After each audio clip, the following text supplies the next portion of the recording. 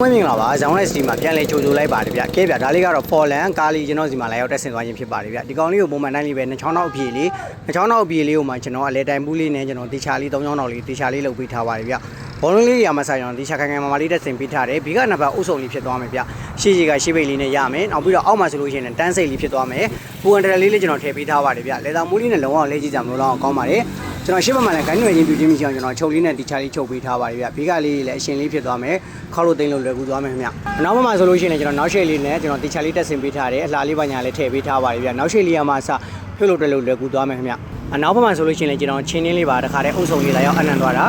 ပစ္စည်းလေးနိုင်ငံပြည့်လဲမှုကြောင့်ဈေးနှုန်းလေးလည်းနိုင်ငံပြောင်းလဲမှုရှိပါတယ်ခင်ဗျအဲကြောင့်မို့ချဲတဲ့ customer များအနေနဲ့ကျွန်တော်ဒီမှာဝယ်ယူချင်တာဖြစ်ဖြစ်ဈေးနှုန်းလေးတည်ချင်တာဖြစ်ကျွန်တော်နောက်ဘက်မှာဆိုင်နေမယ်လေးလည်းထည့်ပေးထားပါတယ်ဒီရှေ့ဘက်မှာဖုန်းနံပါတ်လေးလည်းပါပါတယ်ဗျဖုန်းနံပါတ်လေးဆက်ပြီးတော့ဆက်သွယ်ဆောင်တာမေးမြန်းနိုင်ပါတယ်ခုလိုမျိုးယုံကြည်မှုနဲ့တို့အားပေးတဲ့ customer ချစ်ကိုယူလေကျွန်တော်ဘက်ကနေထုတ်ပြန်ကျေးဇူးတင်ပါတယ်ခင်ဗျစတီပိုင်းနဲ့လေသာပိုင်းကိုတနေရာထဲမှာလူချင်းပစ္စည်း quality ကောင်းကောင်းလူချင်းလို့ရှိရင်တော့ကျွန်တော်ဇောင်းလက်စတီကိုလာခဲ့ပါလို့ကျွန်တော်ဘက်က payment တက်ကပြုတ်ရပါတယ်ခင်ဗျခုလိုမျိုးနယ်ဝေးရနဲ့အားပေးတဲ့ customer ကိုယူကျွန်တော်စိတ်ထဲရလေးတက်ဆင်ပေးလိုက်ပါတယ်ခင်ဗျ